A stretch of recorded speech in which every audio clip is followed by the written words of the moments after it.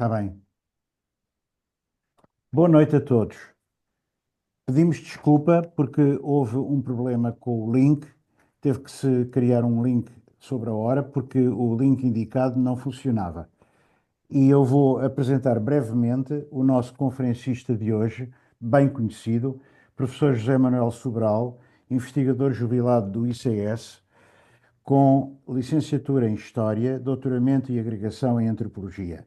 Na sua carreira, começou por ser investigador no Centro de Linguística das Universidades de Lisboa, onde participou nos trabalhos de campo de projetos como o Atlas. Peço desculpa que a minha visão não está grande coisa porque estou a fazer operação às cataratas. Linguarum Europaea, ALE, Atlas Linguístico da Europa e o Atlas Linguístico e Etnográfico de Portugal e da Galiza. Foi depois do Centro de História da Faculdade de Letras da Universidade de Lisboa, onde lecionou as cadeiras de História Medieval Geral e História Contemporânea de Portugal. Integrou o ICS desde 1985, tendo passado a dedicar-se à investigação em antropologia e à investigação de caráter interdisciplinar. Quanto ao resumo que nos enviou sobre a sua palestra, que, como sabem, se intitula Memória e Emoções na Imaginação Nacionalista, São Tomenses em Portugal, é o seguinte o resumo breve que nos enviou. O autor começa por chamar a atenção para a importância persistente do nacionalismo nos nossos dias, salientando o papel crucial da memória e das emoções associadas ao sentimento de pertença nacional na sua reprodução.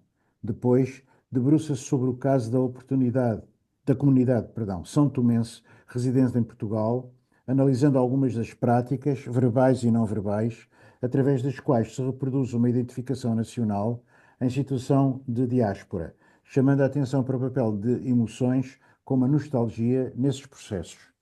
Portanto, passo a fechar o meu áudio para o nosso amigo e colega, aliás, sócio honorário da SPAI, poder apresentar a sua palestra. Muito agradecemos.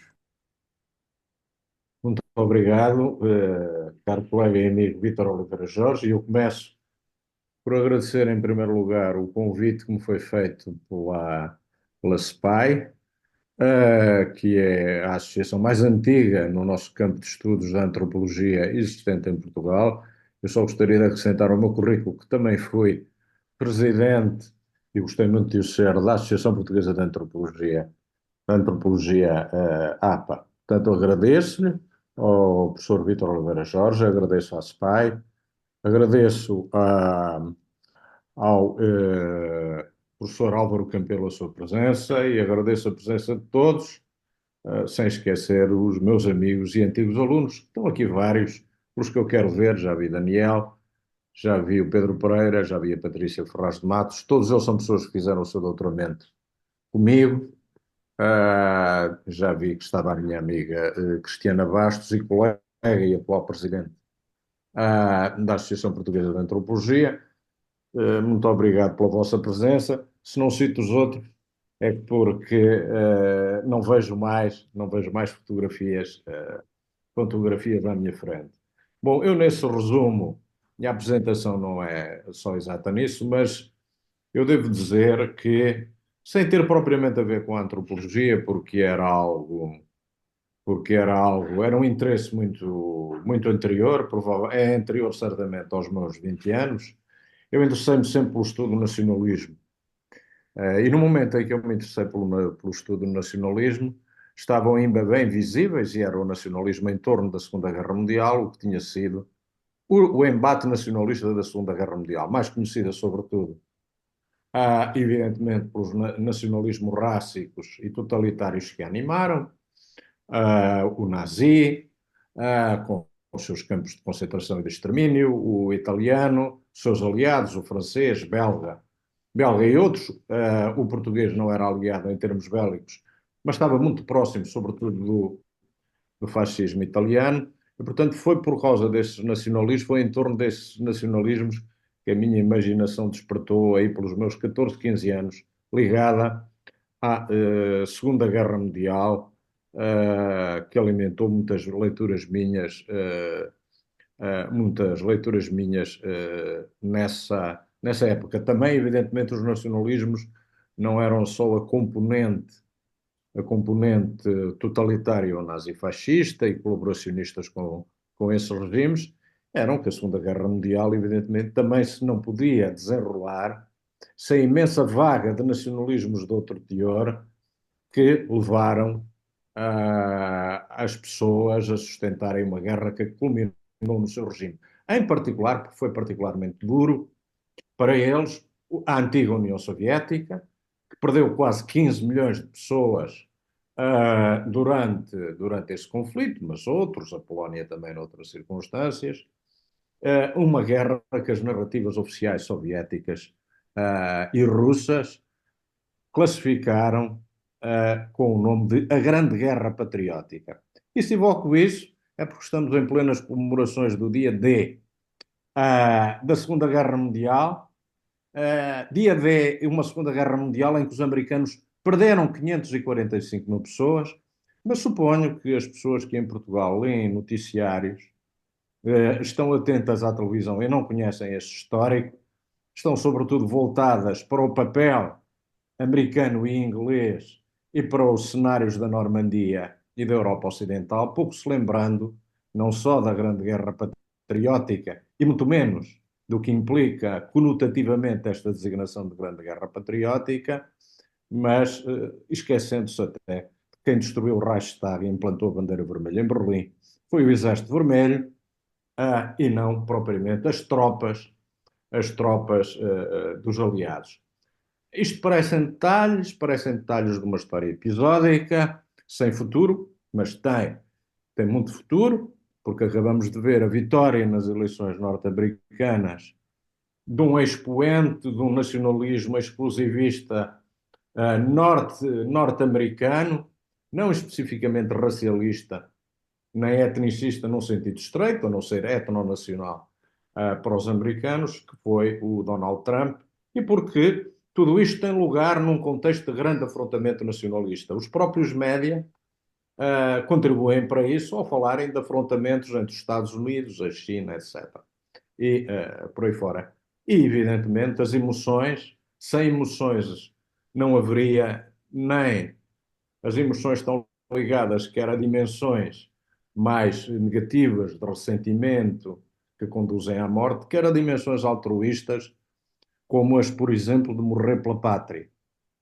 Foram aquelas que sustentaram os sacrifícios de muita gente, muitos milhões, e muitos milhões que morreram a lutar contra o nazifascismo.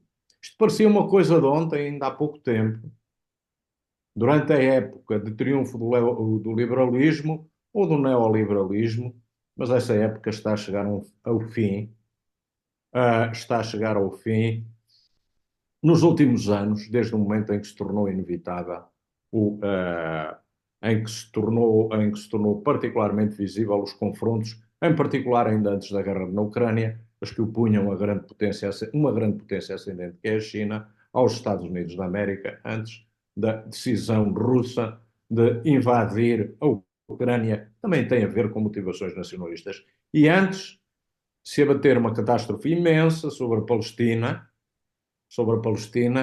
da qual não sabemos o que sairá, exceto uma coisa: a ruína do capital simbólico e de simpatia que rodeou a criação do Estado de Israel na sequência da Segunda Guerra Mundial. Quando isto acabar, será muito difícil invocar a Shoah e o Holocausto para justificar o que está a ocorrer na Palestina ou no Líbano, mas sobretudo na Palestina. Portanto, isto vinha a propósito ah, da imaginação nacionalista, que se alimenta da memória. Por certo, a memória não é um mecanismo, muito menos a memória coletiva, não é um dispositivo automático, tem produções, tem narrativas próprias, das quais não poderemos falar, pressupõe um determinado tipo de imaginação.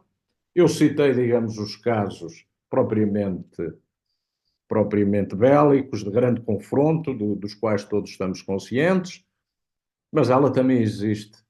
Esta memória, esta imaginação, esta narrativa, estas emoções também existem no seio de pequenos países como é o caso de São Tomé e Príncipe. E quero lembrar, porque é outra dimensão do nacionalismo esquecida, que não se pode falar em descolonização e anticolonialismo sem lembrar que todos, sem exceção dos movimentos anticoloniais, eram movimentos de libertação nacional, eram movimentos nacionalistas, o que trouxe, evidentemente, muitas vezes, problemas na sua definição de fronteiras e problemas para as populações que não se julgaram representadas nesse nacionalismo ou nessas etnicidades dominantes, e que foram marginalizadas, reprimidas, secundarizadas, etc. Como sabemos, a história da pós-descolonização e do pós-colonialismo é também uma história de guerra civil para muitos dos antigos países colonizados e uma história, evidentemente, também ela de narrativas contrastantes, também ela marcada pela violência e pelas emoções. No caso de São Tomé e Príncipe, isso não aconteceu. Voltando-me agora, eu estou a tentar fazer deslocar isto. Ah, Creio que vocês veem pelo menos uma parte do slide que aqui está, de uma citação de uma poetisa que eu gosto imenso, nomeadamente um poema que ela tem, chamado Hard Times with My Memory, Tempos Difíceis com a Minha Memória, que é a Prémio Nobel Wisława Szymborska, polaca, e que tem uma frase espantosa sobre a importância daquele grande atributo das nacionalidades, daquele eixo das nacionalidades, que é a língua. Como ela diz, ninguém pensa em Esperanto, ninguém usa na vida cotidiana, na vida banal. Como sabem, o Esperanto, ou para quem não sabe, o Esperanto foi uma língua artificial que foi inventada precisamente para criar uma língua universal ao serviço de uma única identidade humana universal. Um belo ideal, mas um ideal irrealizável, como o tempo o veio a mostrar. É esta a estrutura da apresentação. Basicamente, eu vou falar dos São Tomenses em Portugal, depois um pouco sobre a persistência das identidades nacionais. Não vale a pena falar muito, já falei o suficiente sobre isso. Depois um pouco sobre a memória e emoções na imaginação dos imigrantes. Depois atender apenas a 2 ou 3 apontamentos sobre o modo como se reproduz uma comunidade na diáspora, podiam ser os santomenses, poderiam ser, neste caso são poderiam ser outros, e depois questões relacionadas com a persistência do nacionalismo à distância, relacionadas com a memória e com a nostalgia, as outras, elas andam ligadas entre os santomenses como um coletivo e entre nós ao nível de sujeitos individuais. Vou focar esse tópico, farei a terminar mais algumas considerações sobre o tipo de nacionalismo em que eu estou mais interessado, que não é exatamente o nacionalismo enquanto ideologia política. São Tomé e Príncipe, só para nos relembrar, é uma antiga colónia portuguesa, independente em 1975, como todas as outras, que tem hoje uma população de 214 mil pessoas. Tinha em 2021, parece que já ultrapassou as 221 mil pessoas, pelo menos creio eu, de acordo com o CIA Fatbook Index da CIA, está atualizado. Parece-me que será uma das fontes mais fiáveis do que temos. A economia de São Tomé e Príncipe, à data da independência, assentava na produção de alguns poucos géneros agrícolas, o principal dos quais era o cacau, acrescentavam outros como o café, o coconut, a copra, etc. Deve dizer-se que o cacau de São Tomé e Príncipe já não era São Tomé e Príncipe enquanto produtor de café, já não estava no lugar cimeiro que tinha ocupado até à Primeira Guerra Mundial e mesmo depois, chegou a ser o principal produtor mundial de café, mas ainda o cacau ainda era importante na economia das ilhas, e a economia das ilhas tinha registado, por altura de 74, um superávit. A economia das ilhas foi, no tempo que nos interessa, que é o passado mais próximo, controlada pelos portugueses. Pelos portugueses, quando digo os portugueses, a maioria por companhias, grandes sociedades, cujas sedes principais, as maiores delas, eram em Lisboa, que tinham, desde a segunda metade do século XIX, a maior parte da superfície agrícola do território, em torno de 70%, cerca de 30% pertenciam aos naturais locais e as maiores plantações, as roças, que tinham sido, sobretudo, criadas no século XIX. Tinham sido criadas, primeiro, por uma elite crioula ligada ao Brasil e esclavagista, mas de gente mestiça e negra de São Tomé e Príncipe, instalada no circuito entre São Tomé e Príncipe e a Bahia, o caso do primeiro barão da Água e Zé, mas à medida que isto se tornou muito rentável, estas famílias foram em breve suplantadas por novos colonos portugueses, apoiados pela banca, pelo Banco Nacional do Trabalhino, foram quem arrepiou a ilha e controlou a maior parte da superfície agrícola e a melhor a partir dos anos 70, 80 do século XIX. Os portugueses, além de estarem no topo da economia de plantação, estavam no topo do comércio e de serviços, eu diria naturalmente, entre aspas, porque eram os contabilistas, eram as pessoas que estavam na estrutura municipal e governativa local, eram quem controlava os tribunais, a polícia, etc. Os São Tomé tinha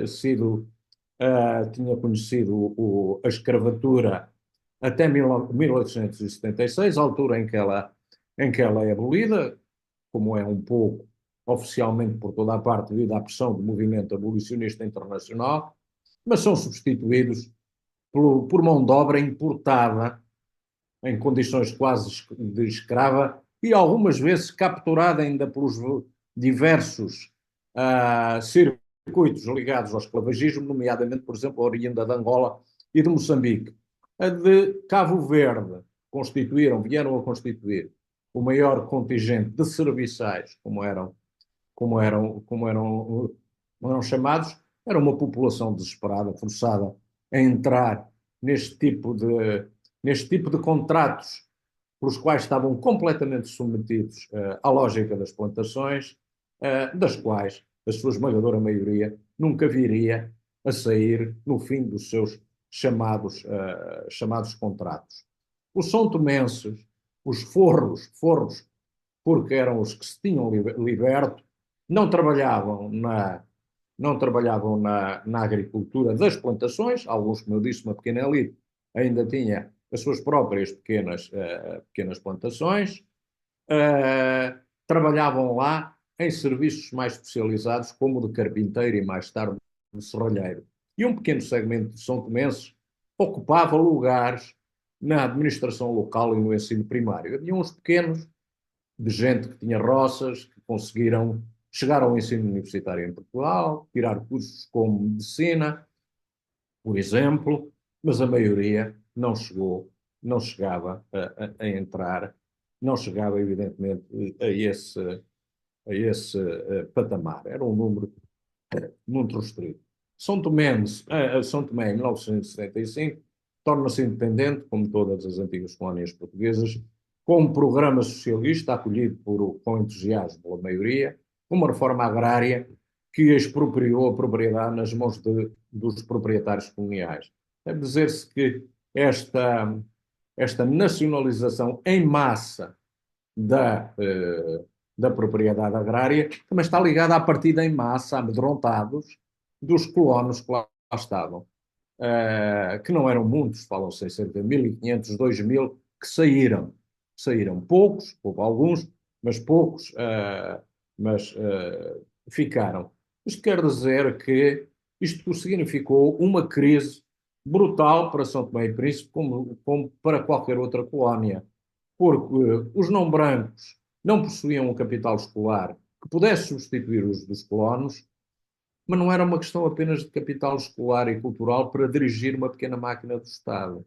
Faltavam-lhes, inclusive, os conhecimentos ao nível, por exemplo, da prática da economia agrária, que lhes permitissem gerir as roças, faltavam-lhes os contabilistas, e, portanto, há uma crise brutal. São Tomé está a pedir auxílio ao Fundo Monetário Internacional, ao Banco Mundial, logo nos anos 80, e a Portugal. Ao mesmo tempo, com os êxitos que foram tidos nas campanhas de sanitarização levadas a cabo pelo Estado Novo, sobretudo na sua última fase, e com os que seguiram, através, nomeadamente, da ação da Organização Mundial de Saúde, houve uma grande explosão demográfica, no sentido em que foi combatida a grande mortalidade infantil, foi debelada, como sabemos, foi debelada durante alguns anos a malária em São Tomé e Príncipe, ela depois voltava a reacender-se, mas a população cresceu imenso.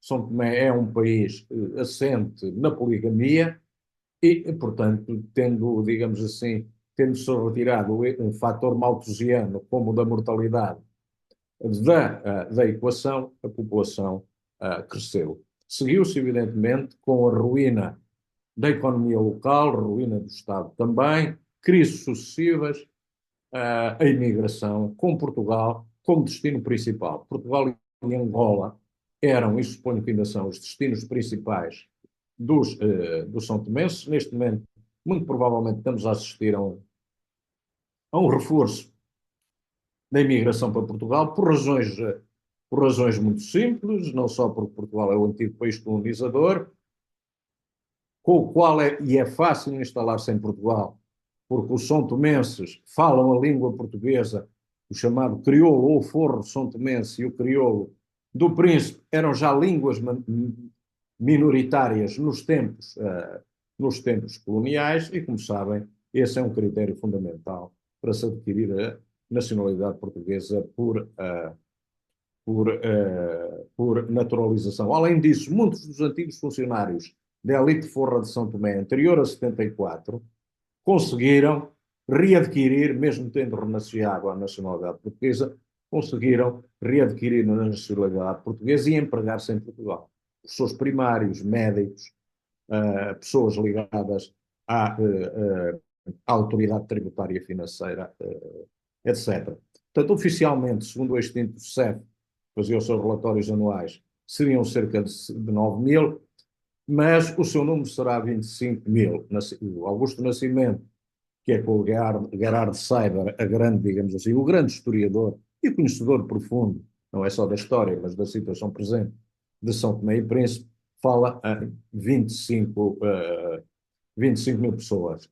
É evidente que Portugal também é importante, sendo Portugal um membro da União Europeia, permitia aos são-tomenses procurarem melhores oportunidades em países que não Portugal. Por exemplo, há um itinerário que os leva à Bélgica, à França, à Inglaterra em particular, à zona da Grande Londres, seguindo os outros portugueses, vamos dizer assim, que também imigram para aí. Estão concentrados em Portugal, na área metropolitana de Lisboa, nas zonas mais modestas, como é evidente. Por mesmo vezes mesmo em bairros muito degradados. Estão aqui em Lisboa, depois estão muito na Amadora, estão muito em Loures, estão muito no eixo para Vila Franca de Xira, até Santa Iria da Azóia, em Queluz, em Martins, e evidentemente também na Cova da Moura, e em outros lugares. A maioria trabalha em ocupações mal remuneradas. A construção civil, as limpezas, os cuidados dos idosos, e não é novidade para ninguém, as empresas de segurança. Um pequeno segmento, aquele que dispõe de capital escolar mais elevado, é enfermeiro ou possui ocupações na enfermagem, na administração pública, como médicos no Serviço Nacional de Saúde, mesmo como membros das profissões liberais. A propósito disso, eu queria sublinhar o seguinte: há várias dezenas de médicos São Tomenses em Portugal, eu conheço alguns pessoalmente, e das outras ocupações, pois também. Para um médico São Tomense, alguns têm ido lá fazer trabalho, voluntariado, têm lá ido como membros do governo, eu já conheci vários ministros que passam da área metropolitana de Lisboa, estão uns tempos, uns meses, uns anos em São Tomé e Príncipe como ministro e voltam a vir para Portugal. Para uma pessoa como um médico, um professor, que vive São Tomense em Portugal, ocupar-se na sua terra significa condenar-se a si próprio e a sua família à miséria. Os seus filhos não poderão estudar, ele não terá uma reforma. Portanto, dá-vos a ideia um pouco da situação dramática. É para eles uma questão de sobrevivência terem um emprego, estarem ligados a um emprego em Portugal ou noutras ocupações fora de Portugal ou em sítios onde serão melhor remunerados. Portanto, dá-vos um panorama particularmente, particularmente dramático, se quisermos, mas numa situação que se perpetua há várias décadas. Eu conheço, trabalho, converso sobretudo como amigo com pessoas de São Tomé e Príncipe nos últimos 20 anos, ou mais de 20 anos. Bom, já falei, eu creio, o suficiente sobre o nacionalismo e a persistência das identidades nacionais. Deixem-me só sublinhar que houve durante muito tempo a ideia que tínhamos entrado numa era pós-nacional, que isto tudo tinha acabado. As pessoas estavam a pensar sobretudo na União Europeia, isto era um tipo de discussão que se fazia há cerca de 20, 25 anos, sem grande rigor, quando ainda não havia o Brexit, etc. Mas devo dizer, mas um dos fatores que se apontava para isso ah, em, ah, na época era, evidentemente, o haver uma globalização ao nível não só das práticas culturais, mas dos instrumentos de comunicação. Tínhamos uma única língua inglesa, tínhamos uma influência enorme das formas culturais anglo-americanas dominantes, que já tinham sido para a minha geração e para o segmento social a que eu e nós todos aqui pertencemos, já tinham sido as do folk rock, dos blues, que vinham por aí, mas que continuava para outros públicos, com outro tipo de práticas musicais, desde o funk ao rap, mas todas elas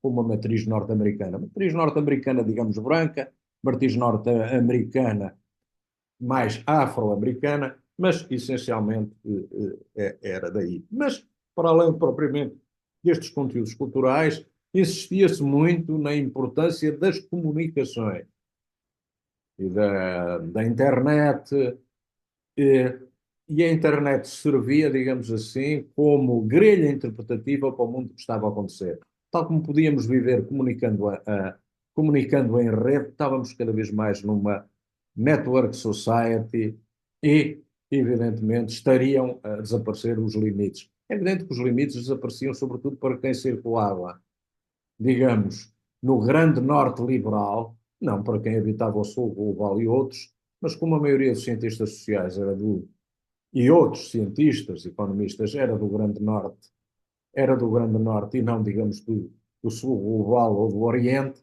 tinham muito essa percepção. Nós, de facto, eu era um deles, ou fui um deles, podíamos circular e estávamos a viver, e vivemos ainda, num mundo sem as barreiras que tínhamos conhecido antes da União Europeia e antes do fim do Estado Novo.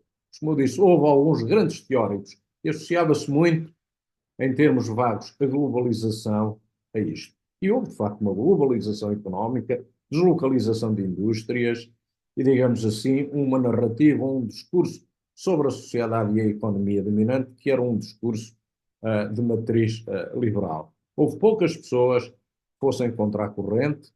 Uma delas foi um dos grandes teóricos da comunicação contemporânea e da globalização, Manuel Castells. Escreveu um conjunto de 3 livros chamado A Sociedade em Rede e popularizou a designação. E o Castells tinha um dos livros chamava-se The Power of Identity, e aquilo que ele dizia era que em vez delas irem enfraquecer com a globalização, com a troca, com a intensificação dos contactos,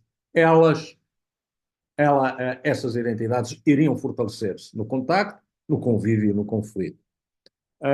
Isto e a comunicação digital faria muito para, visto de outra perspectiva, para a consolidação desse tipo de vínculos. Eu lembro-me que há uma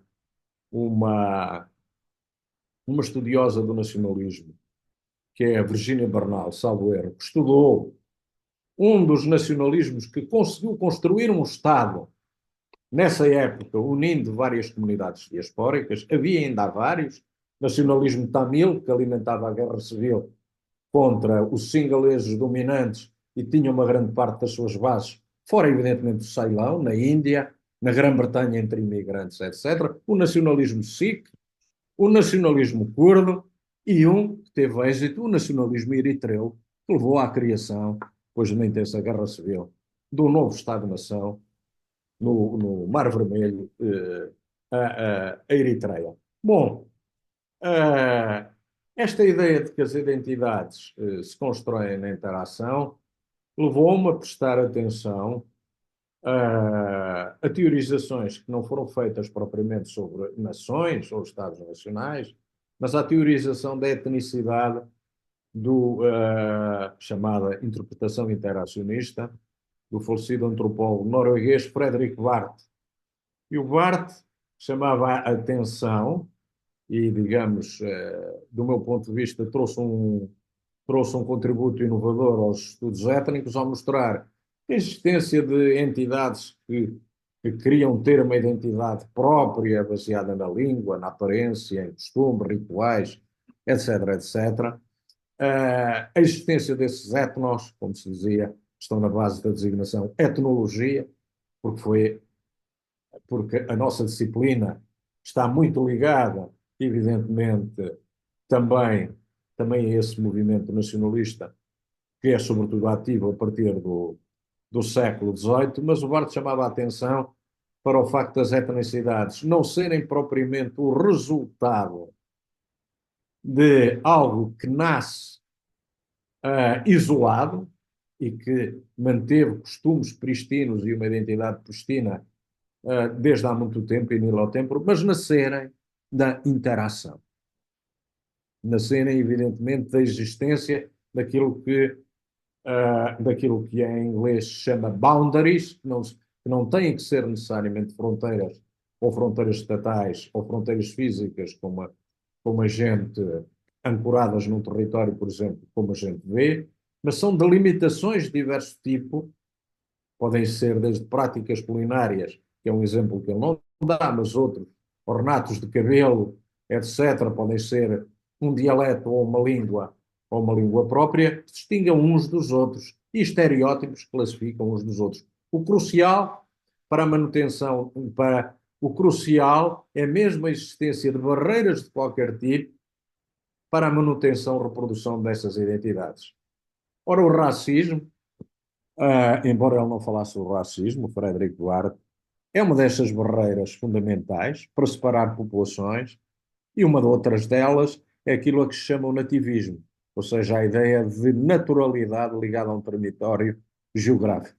Nativistas portugueses, nativistas norte-americanos, o nativismo, como sabemos neste momento, é ligado ao racismo, digamos, uma ideologia e um sentimento fulcral em articulação evidentemente, as identificações nacionais uh, no, nos nossos dias.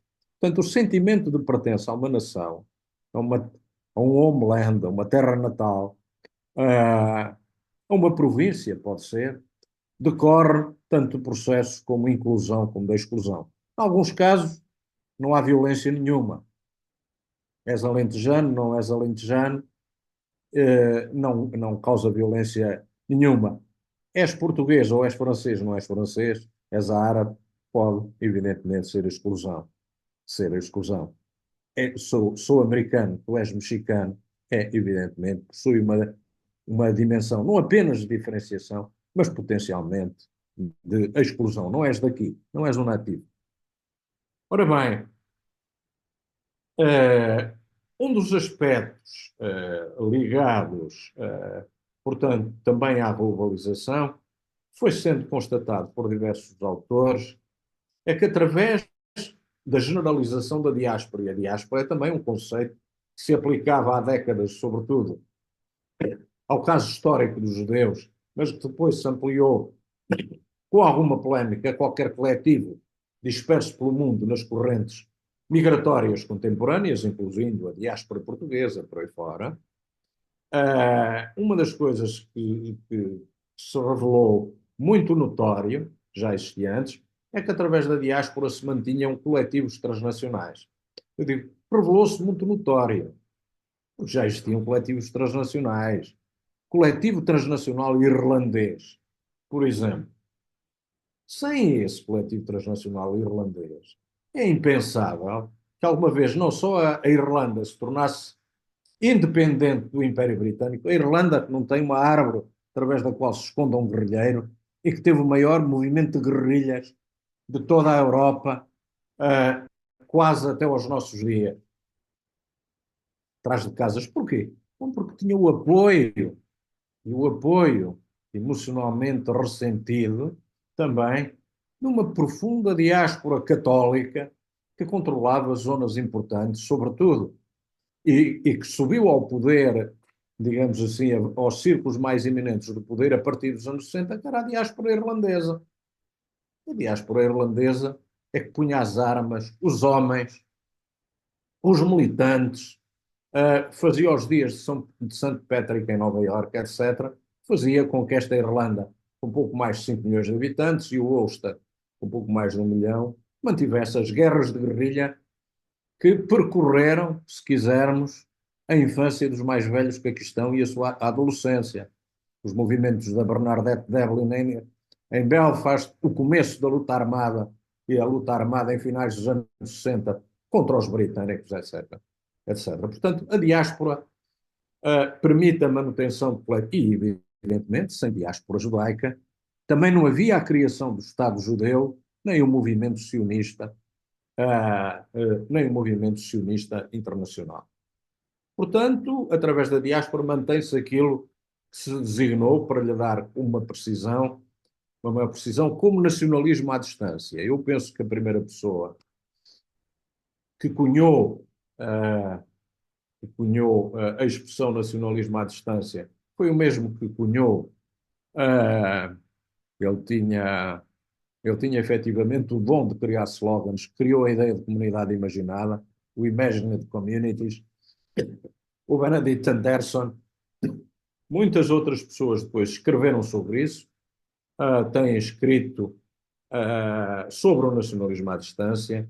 Uma dos trabalhos que eu achei mais interessantes, não tanto pela teoria, mas pelo que revelam, do que está em causa até a esse nível, é o trabalho, é o estudo de Nina Glick-Schiller e Jorge Furon sobre a diáspora haitiana, mas também com trabalho de campo e entrevistas no próprio Haiti, que ela intitulou, é um trabalho a dois, Jorge Woke Up Laughing, Jorge acordou a rir, que é muito um trabalho muitíssimo interessante.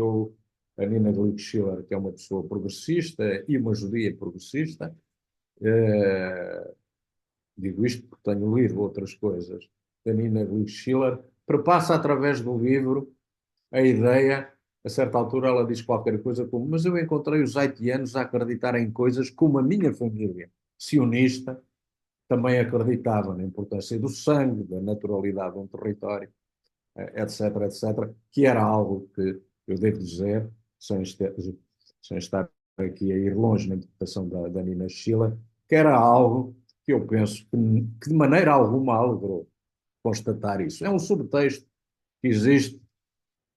Quem quiser estar interessado nisto terá que ler o livro, os que ainda não fizeram, mas quem ler o livro fica recompensado, porque é um livro muito rico. Ora bem, eu encontrei isto com São Tomé que demonstram um sentido inequívoco de pertença nacional. Eu devo dizer que pertencer à nação, como diz o Giddens, para ir buscar uma definição do Anthony Giddens, hoje pouco citado, ao contrário do que se dizia há décadas, proporciona segurança ontológica. A segurança ontológica é uma certa estabilidade no presente e no futuro, é o que quer dizer em palavras simples. E, como diz o Michael Ski, um grande estudioso do nacionalismo contemporâneo, pode ser uma fonte de alegria e de prazer, ter valor emocional libidinal. Libidinal dá aqui um toque freudiano, ligando às questões, digamos assim, uh, mais pulsionais e do desejo. Eu diria, para muitos, para aqueles que não têm um Estado-nação próprio, eu diria, é até um direito humano em termos individuais. Vemos bem o que acontece a quem não tem Estado ou não, quem não tem Estado, uh, Estado-nação. E creio que deixamos isto para depois.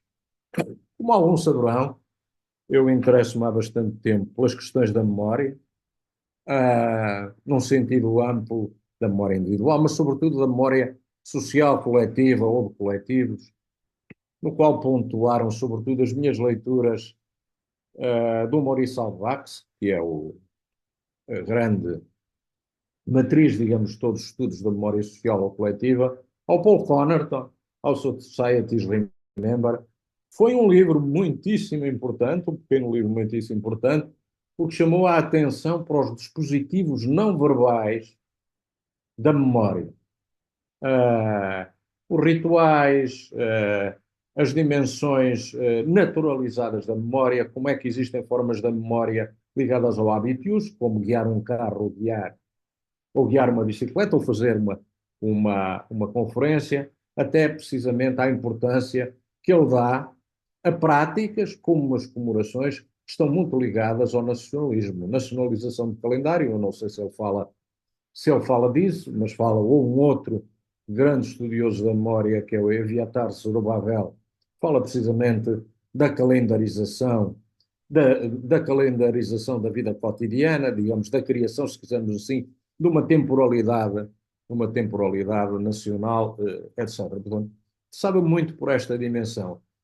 E, evidentemente, pela dimensão emotiva, pela dimensão emocional, ligada à memória, às memórias que nos fazem rir, memórias que nos fazem chorar, memórias que nos inquietam, uh, ligada à memória e ligadas, evidentemente, ao nacionalismo. Eu não vou definir as emoções que estão aqui, que podem ter, que têm diversas manifestações, exprimem-se por narrativas, exprimem-se por afetos, exprimem-se uh, por reações de medo, reações de ressentimento, o riso, uh, é, como tem sido mostrado por algumas figuras, por algumas pessoas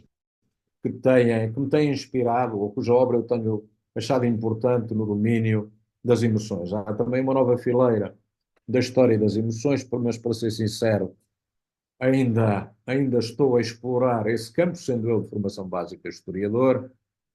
Duas das referências que trabalham ao lado emocional, que eu achei importantes ultimamente, são a socióloga israelita e francesa Eva Illouz. Neste momento travou há pouco tempo uma polémica muito acre com o Didier Fassin sobre o que está a acontecer na Palestina. Fez um livro que eu achei muito interessante, chamado The Emotional Life of Populism. É um livro recente, não me lembro exatamente, mas está aí o ano, se conseguir ver. E a outra pessoa que tem escrito sobre emoções, que são emoções ligadas a questões nacionais, a Eva Illouz faz uma análise neste Emotional Life of Populism, é essencialmente uma análise do Likud, do Likud, mas a outra pessoa é a socióloga norte-americana Arlie Russell Hochschild. A Arlie Hochschild é autora de um livro sobre emoções em sociologia muito importante, ligado ao trabalho, sobre o trabalho emocional das hospedeiras de bordo, chamado Manage the Heart, e publicou recentemente dois livros muito importantes sobre o Tea Party e a ascensão do Trump e o trumpismo. Um deles, digamos, tem uma componente emocional. E são muito interessantes para nós porque assentam em grande medida em etnografias de terreno. Uma parte na Louisiana, é o caso do livro dela Strangers in Their Own Land, e outra parte no Kentucky, é o caso do último livro dela, se chama, vocês têm estou a lê-lo, que se chama, dê-me licença,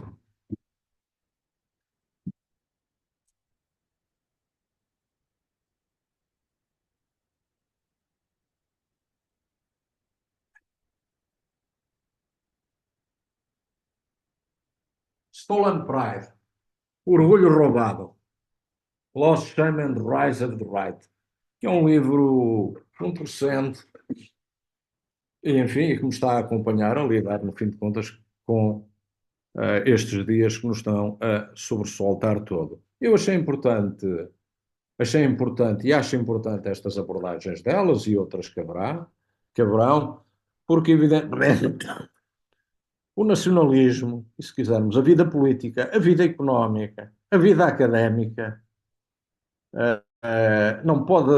não dispensa o seu estudo, a vida do trabalho, a vida familiar, não dispensa o estudo das emoções. Afinal de contas, não vale a pena falar apenas das relações ou do domínio ou do patriarcalismo do homem e da mulher para explicar porque é que as mulheres são mortas, espancadas, por aí fora. É preciso entrarmos com outras, é preciso compreendermos estes fenómenos, trata-se evidentemente de poder, de assimetrias, de política, seja essa a matrimonial, como eu digo, ou da família, seja essas dos Estados, mas que vivem em nós e nos levam a reagir através de emoções. Nós não reagimos, por exemplo, à inflação por ela ser um indicador económico e nos aparecer num gráfico a maioria das pessoas. Está-se a apontar para a importância da inflação, por exemplo, na eleição norte-americana, na última eleição presidencial americana. Nós reagimos a isso emotivamente, se temos ou não temos dinheiro, se privamos ou não privamos de coisas, se temos que privar os filhos de determinado tipo de coisas, se temos que nos privar de livros, por aí fora. A cada um, digamos, a seu tipo de emoções, mas quero dizer, falta a dimensão emocional a qualquer análise do mundo social, antropológica ou outra, política, da ciência política, que não tenha, evidentemente, esse aspecto em conta. Ora bem, algo que tem sido muito explorado são, evidentemente, os sentimentos identitários nestas obras, e dos sentimentos de pertença, em português, de belonging em inglês, seja a pertença, seja a uma determinada localidade, seja a um determinado grupo ou classe social, seja a importância do orgulho nacional, evidentemente. O orgulho nacional, ultra, ufano, aquilo que no Brasil os brasileiros usavam a expressão ufanismo, pelo menos há umas décadas, para se referirem ao forte sentimento de orgulho nacional de certos brasileiros ou de certos políticos brasileiros e ideólogos brasileiros em determinadas circunstâncias. Eu diria, o ufanismo é, digamos assim, o nacionalismo oficial norte-americano, mas evidentemente também há o orgulho nacional dos humilhados e também há profundas humilhações e ressentimentos que têm a ver, evidentemente, com o orgulho nacional. Por exemplo, as narrativas nacionais, evidentemente difundidas pelos Estados, têm um papel fortíssimo e fundamental para construir, evidentemente, na construção também, evidentemente, deste tipo de emoções. Mas um sentimento fundamental na China, ensinado a todas estas crianças, é do século da humilhação. É o que lhes aconteceu no século XIX e até ao século XX. A invasão, a derrota militar, o facto das tropas ocidentais terem penetrado e queimado a sociedade proibida, o massacre de Nanquim pelos japoneses, tudo isto, estão ali as crianças, os milhões de crianças japoneses, a aprenderem como outros, noutros sítios, aprendem outro tipo de história nacional, evidentemente incluindo, uh, os, uh, evidentemente, os portugueses. Bom, as emoções são enormes, estão sempre ligadas à pertença nacional, são de honra e de vergonha. E nós vemos nos jogos de futebol, por exemplo, nos Jogos Olímpicos, temos evidentemente essas manifestações de orgulho, de celebração, ligadas ao simbolismo oficial, uso e porte da bandeira, presença dos governos, etc. Não vou aqui hoje falar da gama de emoções que envolve ser o São Tomense. Vou falar mais de um tipo de emoção em particular, que é a nostalgia, ao qual eu tenho dado uma importância, uma importância maior, até porque a nostalgia ser, digamos assim, um conceito muito polémico, muito polémico, muito polémico. A nostalgia é um termo que foi utilizado para lidar com situações ou com sofrimento ligado ao afastamento no tempo, ou no tempo do passado, ou no momentos em que, por exemplo, fomos felizes, ou no espaço, ausência da terra natal. Este é um termo que foi criado por um médico suíço, Hoffer, para designar o que se pensava ser uma doença, a fatiga, desânimo, em alguns casos a morte, que estaria a ser sofrida ou experimentada pelos mercenários suíços ausentes na sua terra. A gente, temos que ter em consideração que a Suíça era tão pobre antes do século XIX e da sua própria revolução industrial, que a sua grande exportação eram os soldados, eram os jovens que combatiam como mercenários na Alemanha, na Itália, ainda hoje temos um resquício na guarda suíça papal, ou em França, onde os suíços, a guarda suíça foi massacrada no início da Revolução Francesa, porque defendeu, enquanto os soldados franceses se declaravam revolucionários, eles defenderam as pessoas dos reis. Portanto, o Hoffer, suíço, lidava com isso para tentar interpretar esse tipo de, esse tipo de, esse tipo de situação. Bom, a nostalgia está ligada à expressão mais corrente em Portugal de saudade, muito comum de saudade, tem sido vista muitas vezes com uma conotação negativa, e eu já tive que enfrentar críticas em colóquios de antropologia, porque a nostalgia seria sempre uma coisa reacionária, pensar nos tempos do passado, quando afinal os amanhãs é que trariam as canções. Isto já há muitas décadas envolvida dos amanhãs que cantam terem sido enterrados. Mas tem sido revalorizada recentemente e evidentemente também havia as conotações negativas ligadas ao comércio da nostalgia, aos revivalismos, chamado mercado da saudade, etc. Mas tem sido revalorizada recentemente como a expressão de vinculação a algo, como emoção positiva. Eu cito aí o Windschut, Sedikides e O, porque o Windschut e o Sedikides são os psicólogos que têm trabalhado nas últimas décadas sobre este tema, com estudos de caso, incluindo dos estudantes, e têm revalorizado a nostalgia como sendo uma situação que proporciona segurança, um lugar no mundo, conforto emocional às pessoas, portanto, essencialmente vista como algo negativo e não estarmos a pensar nos belos tempos de outrora que nos impediriam de apreciar, digamos, aquilo que de bom nos traria o presente e até mesmo o futuro. Eu devo dizer que a nostalgia pode ter múltiplas expressões. Esse Davis que aí está citado é um, é um autor, o Fred Davis, que foi muito esquecido e que fez, digamos, a primeira grande sociologia da nostalgia em 79, um livro chamado Yearning for Yesterday, que é muitíssimo interessante, onde já se fala da comercialização, evidentemente, das coisas vintage, do valor do passado, se quisermos, para falar simplesmente como mercadoria, que também existe como mercadoria, como é evidente. Portanto, a nostalgia recobre expressões extremamente diversas, provavelmente recobre às vezes na mesma expressão nostálgica sentimentos ambivalentes e até contraditórios entre si, passadismo e reconforto e ambição de algo diferente, depende do tipo de discurso de nostalgia, depende do tipo de expressão contextual de nostalgia que nós estamos a fazer. É evidente que uma nostalgia política dos solistas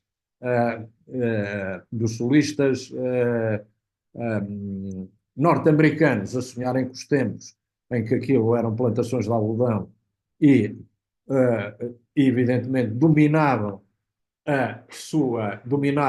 os negros e os inferiorizavam racialmente, é evidente que, neste caso, esta nostalgia politizada, que ainda existe, evidentemente, tem conotações profundamente negativas. Não deixa de ser a reivindicação de uma identidade. Não deixa de ser a reivindicação de uma identidade. Mas, digamos, entre as obras que tratam da nostalgia em relação com a identificação da identificação nacional, com o nacionalismo, aquele que me tocou mais, é uma obra de um autor, eu suponho que ele é sobretudo historiador e crítico literário, Leo Spitzer.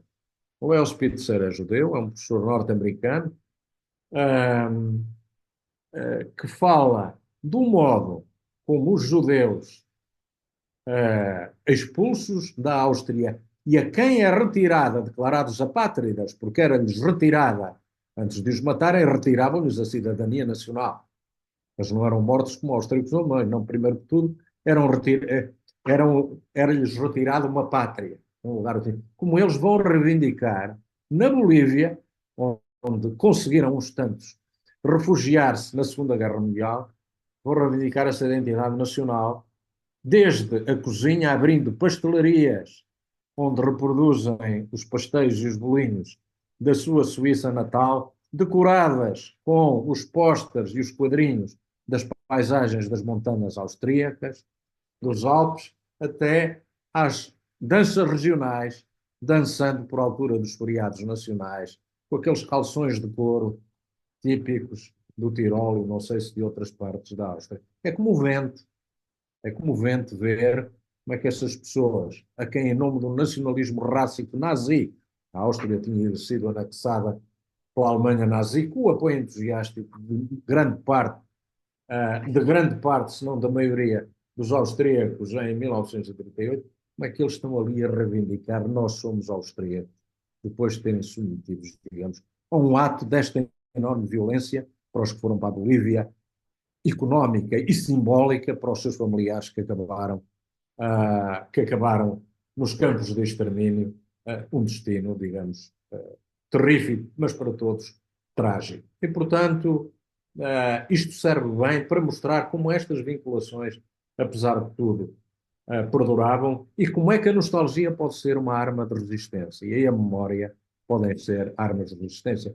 Esta nostalgia também era a memória de uma Áustria que eles haviam conhecido, que era uma Áustria que não estava submetida aos nazis.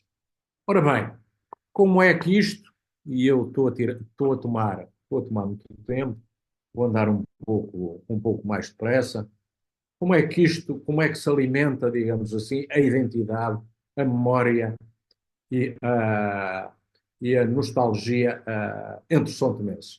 É evidente que, primeiro de tudo, alimenta-se no seio das famílias, entre eles, em qualquer interação, nas práticas do cotidiano, a vida familiar, é sempre uma bebida de uma família são-tomense em Portugal, mesmo que muitos, e eu conheço muitos, sejam cidadãos portugueses, empregados, aliás, muitos do Estado português. Eu vejo menos o que se passa na família, vejo bastante bem a vida que se passa nas suas associações, que eu frequento, sou amigo das pessoas que as dirigem há bastantes anos, das quais existem duas principais, há mais. Uma é a ACOSP, a Associação da Comunidade de São Tomé e Príncipe, em Portugal, e a outra é MENON, a nossa terra. São associações muito diferentes. A primeira, digamos assim, a ACOSP, é uma espécie de representante oficiosa dos São Tomenses em Portugal, porque trata um pouco de tudo, desde a legalização dos imigrantes que chegam a Portugal, tratar dos bilhetes de identidade, autorizações de residência, ligações com as autoridades portuguesas, antigamente com o CEF, porta-voz da diáspora, mas também da recepção dos políticos são-tomenses de passagem por Lisboa, o primeiro-ministro, os ministros do governo do Príncipe, o presidente da República, mediadora e intermediária da associação com a sua embaixada, etc. E também o grande local de tertúlia organizada ou não organizada dos são-tomenses, onde se come e bebe, hoje menos, e, sobretudo, onde se ouve música e, sobretudo, onde se discute o dia a dia. Sobretudo, São Tomense, se vê em vídeos, também em português, mas, sobretudo, São Tomense. A organização tem, aliás, um papel central na organização de festas, mantendo, aliás, o calendário nacional mais importante na diáspora em Portugal. Por exemplo, as comemorações do Dia da Independência, o 12 de julho, uh, ou as comemorações do São Tomé Poderoso, que é a designação que lhes dão os São Tomenses, o padroeiro que comemora a data em que os portugueses aportaram a São Tomé e Príncipe. Portanto, esta é uma associação com mulheres, mas dirigida basicamente por homens. A outra é uma associação especificamente feminina, a MENON, na nossa terra, que está muito, é a Associação das Mulheres de São Tomé e Príncipe em Portugal, está muito voltada para preocupações das mulheres. Por exemplo, a luta contra a propagação do HIV e para temas e reivindicações femininas e mesmo feministas. Jornadas e lutas contra os maus tratos domésticos, sobre o planeamento familiar, sobre a poligamia, etc. Também isto é muito curioso, a mais destacada das duas associações em termos culturais, organizando periodicamente a Feira do Livro de São Tomé. Algumas dos membros da associação da MENON são elas próprias também escritoras. É evidente que, além disto, as mulheres não esgotam o seu papel aqui, porque são também elas que asseguram uma grande parte da infraestrutura básica da organização masculina, nomeadamente para tratar das comidas, por exemplo, e não só, elas estão, evidentemente, muito ligadas, mantendo uma corrente de solidariedade muito forte com o São Tomé e Príncipe, vai desde o fornecimento de livros escolares até angariar donativos para o país quando há catástrofes naturais, etc. São, evidentemente, uma organização crucial na estruturação da sociabilidade de São Tomé, combatem a solidão dos imigrantes, tratam um pouco de tudo, por exemplo, com as questões relacionadas com a saúde. Por exemplo, há uma forte corrente itinerante de migração entre Portugal e São Tomé e Príncipe, ligada ao apoio que o Serviço Nacional de Saúde português dá à saúde pública em São Tomé e Príncipe. As pessoas em São Tomé e Príncipe, quer ao abrigo de acordos, quer por estas vias informais. Basta dizer que São Tomé e Príncipe não têm hemodiálise. Para não morrerem, têm que socorrer do serviço de hemodiálise em Portugal. E, portanto, têm que recorrer a um conjunto de ligações, relações formais e informais para conseguirem ser tratados em Portugal. E é através destas associações que se opera muito da reconstrução da vida da comunidade e da recriação da vida são tomense em Portugal e da comunidade em Portugal, em particular na área metropolitana de Lisboa. Vou passar um pouco por cima. A reprodução da comunidade passa por múltiplas instâncias.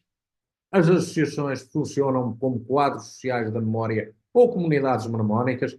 Basta passar um dia a conversar com 3 ou 4 são tomenses para uma tarde ou poucas horas para ver como é que se opera aquilo que os Aualvacs chamavam os quadros sociais da memória. Como é que as pessoas começam a falar de determinados incidentes, muitas vezes de natureza política ou do Estado em que está uma determinada roça, e a certa altura estão a pôr em comum e a reconstruir uma narrativa com contributos, inputs individuais sobre esse tempo ou esse evento. Mas a memória, evidentemente, a discussão é permanente sobre os eventos políticos em São Tomé e Príncipe, mas também passa pelo corpo, passa pelos sentidos, essa memória, passa pelo hábito.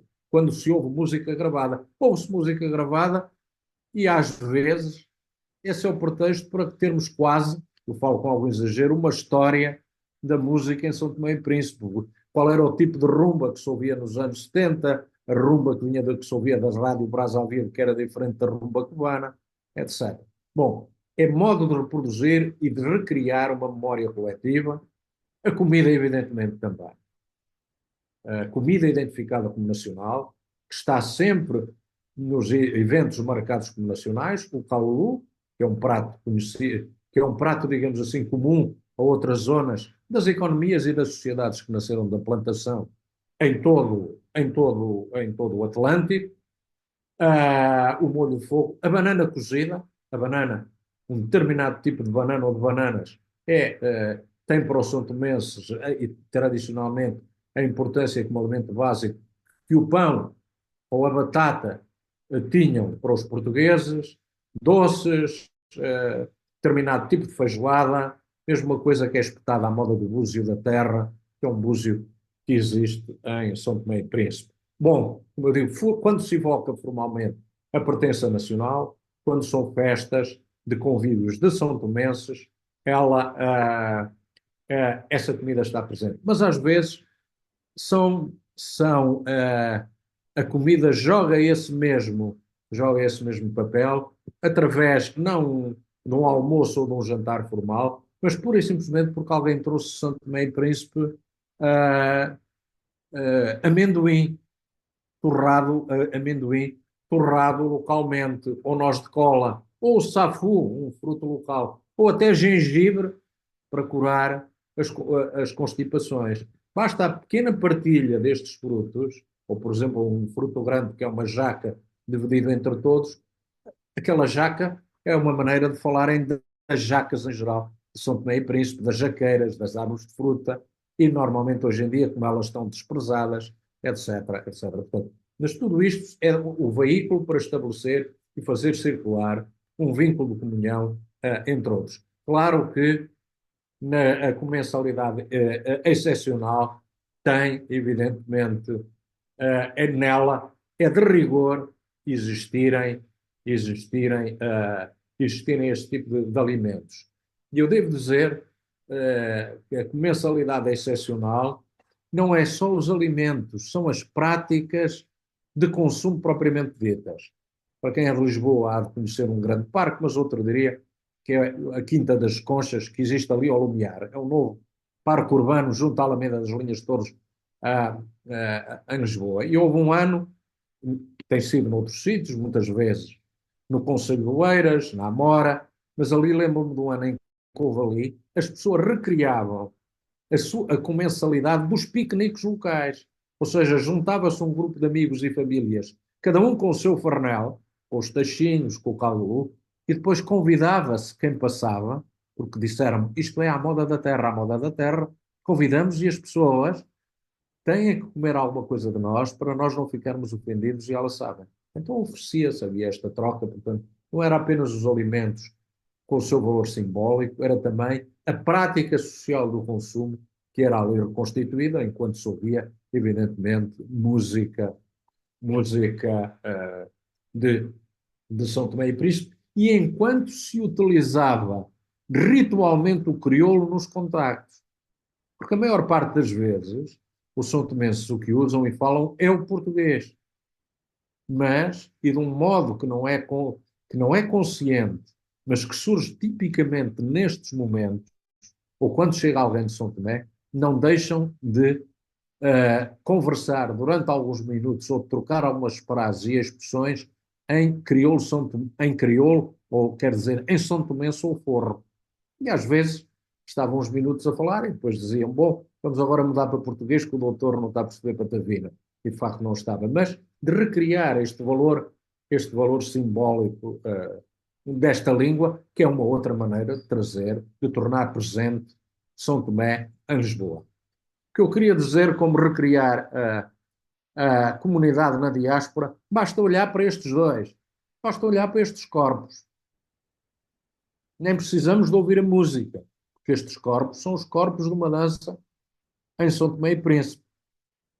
Eu não conseguiria fazer nenhum destes gestos, se tentasse fazer, certamente falo-ia canhestramente, mas para eles isto surgia naturalmente com o ritmo de São Tomé. De alguma maneira, estes São Tomenses estavam ali a recriar São Tomé e Príncipe. Perdão.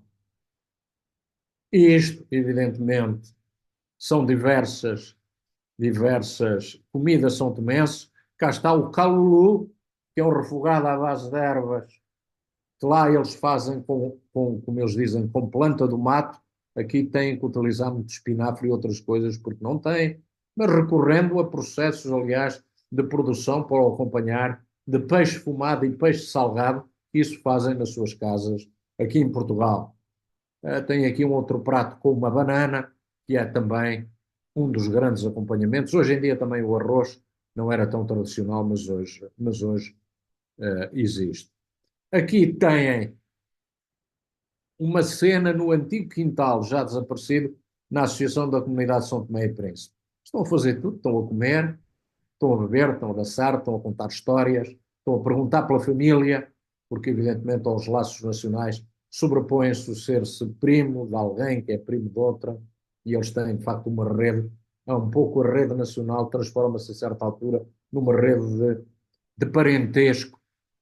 Uh, Aqui têm, e finalmente esta são as meninas.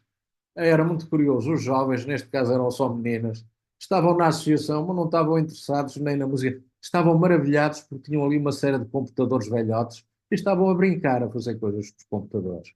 Eu olhei e esta menina não resistiu a encantar, mas outras todas também, mas esta não resistiu a, digamos assim, a dar-me de prémio da minha fotografia um sorriso rasgado como este. Bom, não vou falar mais sobre, sobre a comida, o modo como ela é símbolo, mnemónica, metáfora, metonímia, parte por toda a identidade nacional, sinédrio, o que quisermos, isso tem sido explorado. O modo como ela funciona de modo inconsciente, a célebre história do Alceste e o Temps Perdu do Proust, em que o narrador está a comer uma madalena com a tia que está deitada, creio eu, numa cama, ou vai visitar a tia, e vem-lhe à memória, com o cheiro da madalena e do chá, vem-lhe à memória é toda a sua infância, todo o tempo perdido, e isto tem sido explorado pela antropologia da alimentação, nomeadamente por Sutton, que aliás cita num dos primeiros livros que se escreveu sobre memória da alimentação, em que cita exatamente este exemplo do Sutton. Bom, mas a memória não é separável da nostalgia, ou seja, não é separável da emoção, do sentimento da ausência da terra. E eu podia citar aqui algumas expressões de nostalgia que são efetivamente muito fortes. Aqui queria só chamar a atenção para, ou nisso mais uma vez, para o modo como elas funcionam como pilares de identificação nacional, como recursos, como capitais que perpetuam a manutenção desse vínculo. E com esse vínculo, uma posição crítica face à história. Porque não teremos tempo de falar aqui dentro. São Tomenses têm, como todos nós, têm um discurso crítico e um discurso crítico sobre o seu próprio país. Não têm um discurso ao mesmo tempo carregado de emoção e sentido de afeto por São Tomé e Príncipe, entre todos, são tomenses de nacionalidade portuguesa, são tomenses sem nacionalidade portuguesa, com muito há pouco tempo, o mundo emotivo de referência, o mundo social total é, digamos assim, São Tomé e Príncipe. Isto não os impede de eles serem fortemente críticos, antes pelo contrário, em relação à história da sua própria terra, das últimas décadas e da situação presente.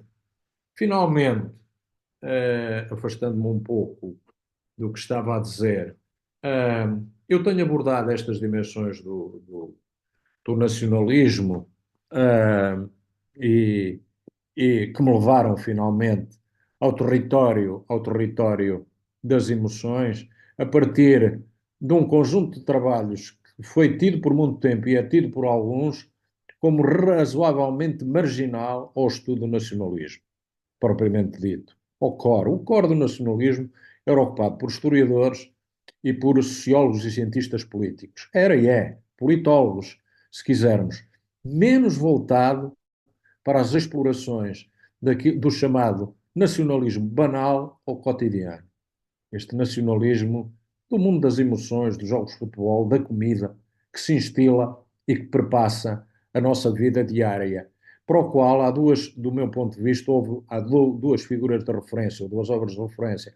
Uma é a obra seminal O Nacionalismo Banal, do psicólogo social Michael Billy, e a outra é do Tim Adansor, não sei se era sociólogo, se geógrafo, mas tem trabalhado também sobre a geografia das emoções, sobre o nacionalismo cotidiano. E aponta para o facto da nacionalidade internacional estar no cotidiano, nos detalhes mundanos da interação, nas rotinas, e não tanto propriamente nestes grandes eventos, ou não apenas nestes grandes eventos como as guerras, ou as eleições presidenciais, ou os programas políticos formais, ou a extrema-direita, ou o que quer que seja.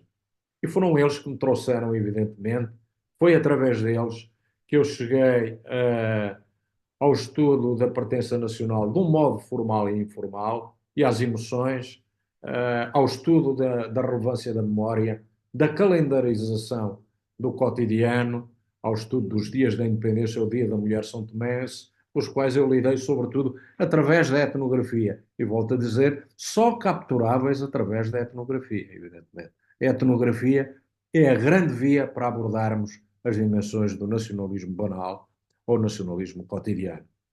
Uh, porque, e este, para citar uma, creio que cientista política, Montserrat Bernal, porque a maior parte do tempo as identificações nacionais, o sentido de pertença a uma terra, como sucede no caso de São Tomé, é reproduzido e sustido de um modo não consciente e tem que se olhar para essas dimensões que não estão separadas das outras. E é por elas serem reproduzidas banalmente e cotidianamente que muitas vezes não se lhes dá a importância analítica devida. E muito obrigado. Peço desculpa por ter levado tanto tempo, mas não consegui ser mais curto, digamos assim. Muito obrigado, professor José Sobral. Se pudesse tirar a tela, É isso, é isso. e abrimos agora um pequeno espaço de debate. Quem queira colocar questões ao professor José Sobral sobre esta temática. Temos muita gente. A professora Cristiana Barros despediu-se de si, teve que sair para estar em Joanesburgo e tinha que Ok. descansar. Pois, compreensivelmente, muito compreensivelmente. Temos aqui certo uma trintena de pessoas durante a conferência, que é um número muito bom. Portanto, está aberta a sessão. Eu só dizer também que costumo sempre um pouco iniciar, professor. Eu estive este ano em agosto no Príncipe para ver o Alto Floripes e estive lá bastantes dias com esta comunidade e aquilo que se dizia desta capacidade crítica sobre a história e sobre a própria nação ao entrevistar e a conversar com vários santomenses que estão da diáspora, né, que regressavam ao Príncipe só para representar, porque de facto há uma imigração tão grande que por vezes faltam pessoas para fazer a representação que aquilo que consideram a grande festa nacional, não é? E é interessante ver que há pessoas que vêm do Canadá, da Inglaterra, de Portugal, para assumir os papéis, né, nesta performance tão importante para eles. E uma das coisas é essa capacidade crítica que vendo e amando a pátria, vem que, querendo regressar e investir, só falam da corrupção, falam da dificuldade de investir e essa dor, de facto, de uma paixão pela terra, pela gastronomia, de quererem criar restaurantes, porque há um turismo crescente que está a sofisticar-se, ao mesmo tempo sentem que eles, Santo Tomé, são postos de lado em detrimento de outros internacionais que conseguem criar e negociar com capacidade de negociação com o governo, que certamente dará certas contrapartidas, não é? Outras contrapartidas, como os chineses, que agora estão a encher de dinheiro para ter acesso aos bancos de pesca de Santo Tomé. E essa dor, de facto, de alguém que sente a pátria, que sente a terra, mas ao mesmo tempo se sente excluído porque vê na burocracia, na corrupção, um impedimento de aceder à cidadania e ao direito de regressar e de boa economia, né? É interessante ver isso ao conversar com esta gente, né? E é uma coisa que aqui disse muito bem, que a maior parte dos mais velhos tinham sido porteiros na Universidade de Lisboa, tinham sido funcionários aqui, funcionários acolá, e que entretanto regressaram e com as suas reformas vão incentivando e desenvolvendo práticas culturais que têm uma certa liberdade económica para isso, não é? Ou seja, este regresso é interessante como é que, provavelmente durante uma vida de trabalho em Lisboa ou na diáspora, sempre pensam no momento do regresso e serem participantes, construir uma casa, restaurar uma casa, e ao mesmo tempo que veem que as grandes propriedades são tomadas por outras pessoas exteriores, não é? E que têm maior capital para acederem a isto. Há uma pergunta que eu gostava de dizer se de facto, durante o seu trabalho com a comunidade de Lisboa, alguma vez falaram sobre esta expressão cultural do Alto da Floripos, não é? Porque várias pessoas que trabalham sobre isto, já trabalharam sobre isto, falam muito da dimensão histórica, da escravatura, da expressão de revolta de uma linguagem de interpretação pós-colonial desta prática, não é? E deste auto que é dos pares de França, do auto do ciclo do Carlos Magno. E na altura, no meu trabalho de campo, nunca ouvi eles falarem, mencionarem sobre essa prática, qualquer coisa como um ato de revolta, mas um ato que se sente como o seu, não é? Apesar de ter vindo de fora, levado pelos portugueses para lá, e fazer um estudo comparativo entre o Alto de Floripos das Neves, de Viana do Castelo, e o Alto da Floripos do Príncipe, que tem o mesmo livro por base, o mesmo tema, a mesma linguagem, a mesma narrativa, o mesmo texto, e eles vivem aquilo como se quase fosse sempre deles, nem sequer mencionam a origem, não, é o nosso alto, é o Alto São Lourenço, nós vivemos isto, faz parte de nós, é a nossa cultura, e é interessante ver como é que de facto não reivindicam uma posição anti ou uma leitura descolonizadora, mas vêm como uma afirmação da sua identidade e da sua cultura. E eu gostava de perguntar se de facto aqui em Lisboa, com quem tem conversado, alguém conversa, alguém fala sobre esta prática. Ah, nunca ouvi falar, sim, tenho ouvido falar de Volta Floripe, Chiroli, já vi cá representações em Lisboa, nomeadamente no Parque dos Poetas em Oeiras. Nunca ouvi reivindicar qualquer argumento pós-colonial, não, sempre uma coisa nossa. E em alguns a ideia, sim senhor, isto era uma coisa comum à cultura portuguesa, veio do norte de Portugal, e foi por cá adaptada, mas nunca nenhuma reivindicação pós-colonial, não sei, mas também não tenho conversado muito com as pessoas sensíveis. Eles não falam essa linguagem ao falar das suas coisas. Provavelmente se falar com algum colega meu, ou seja, que tenha uma matriz universitária comigo, mas não, eles não falam nisso. Veem isso, sim, como uma manifestação de cultura própria, Uhum. profundamente popular, profundamente sentida. Lembram-se de pessoas que interpretaram e que faziam melhor ou pior os papéis. Têm um enorme entusiasmo, sim, é um tesouro para eles, mas nunca com nenhuma, nenhuma, nenhum tipo de reivindicação ou discurso informado pela pós-colonialidade, não, de maneira alguma. Agora, aquilo que disse é muito interessante. Eu conheço algumas pessoas do Príncipe que pertencem a essa elite do Príncipe. Aquilo que disse é verdade, posso registar que é absolutamente verdade. Muitos querem investir na sua terra. Houve, em São Tomé, conheço o caso, conseguiram abrir pequenas pensões, pequenas pousadas, e em São Tomé, no Príncipe, há evidentemente essa queixa de não terem capitais próprios e estarem afastados dos empreendimentos que ali estão a ser feitos, que tanto quanto eu sei, mas o Álvaro poder-me-á corrigir, se dirigem a um turismo que é voluntariamente um turismo de elite, por- Claro. porque se trata de respeito de não ser um turismo massivo, entre outras razões, para manter o estatuto único de património da Unesco e Uhum. ligado à biosfera do Príncipe, propriamente dito. E, além disso, as próprias restrições de viagem, digamos assim, e o facto de ser um destino caro, e o facto de ser um destino Caríssimo, caro, caríssimo. caríssimo, afastam muita gente, mas muitas pessoas do Príncipe aqui a viverem em Lisboa e com família lá e que vão lá todos os verões. Aquilo que dizem é isto não pode ser um turismo de massas porque é uma ilha pequena. Aquilo desaparece, somos todos engolidos se fazem daquilo. Aquilo tem que ser um turismo para poucos, sendo turismo para poucos é um turismo, é um turismo de elite, mas ao mesmo tempo também se ressentem e circulam histórias de não poderem, que eu penso que eram mais histórias, digamos, de serem afastados da frequência de certos locais do que de certos Exato.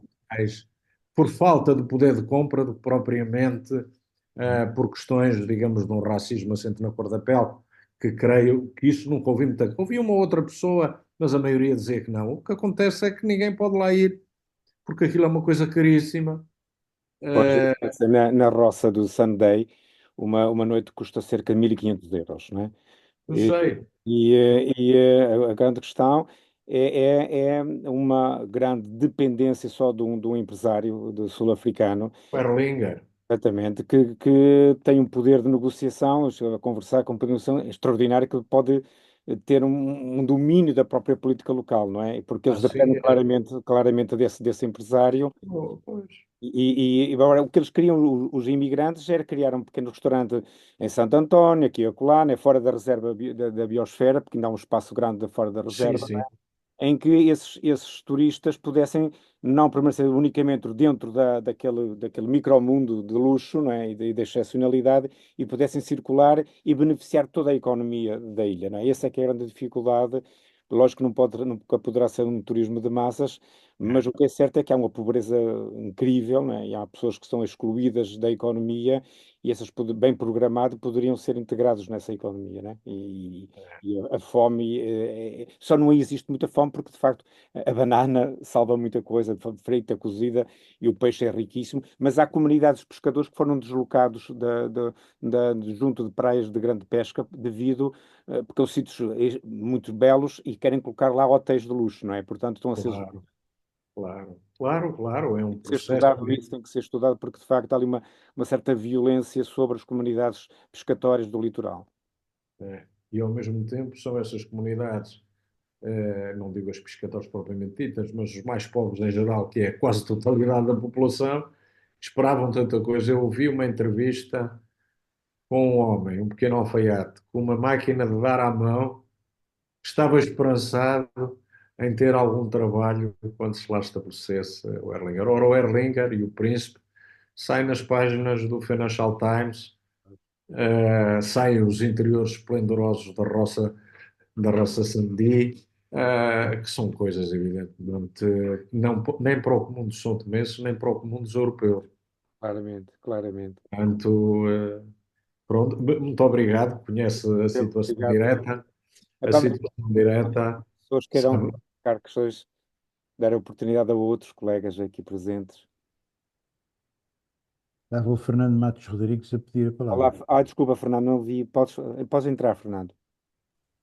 Obrigado. Eu gostava de colocar algumas questões ao amigo José Manuel Sobral e começava por questões mais teóricas. Pronto, há este estudo de etnografia. Eu gostava de pôr a questão do seguinte, caro amigo José Manuel Sobral, é um prazer ouvi-lo, mas também é um prazer, digamos, questionar algumas questões. Quando falou na questão da globalização, isto é, a globalização, e quando cita o Manuel Castells, pronto, e depois cita o Giddens, hoje é piada quando diz que o Giddens hoje é muito pouco citado, e eu quase que diria, infelizmente, o Manuel Castells está a ser muito citado, não é? Porque tem piada porque eles são assimétricos, isto é, os estudos do Giddens, quando fazem escola, os estudos do Castells estavam um bocadinho fora de moda, e agora estamos a recuperar o Castells, não é? E estamos exatamente a silenciar o Giddens. Eu achei piada essa dicotomia, não sei se esse sentido de os trazer à colação teve esse sentido humorístico, mas eu gostei imenso.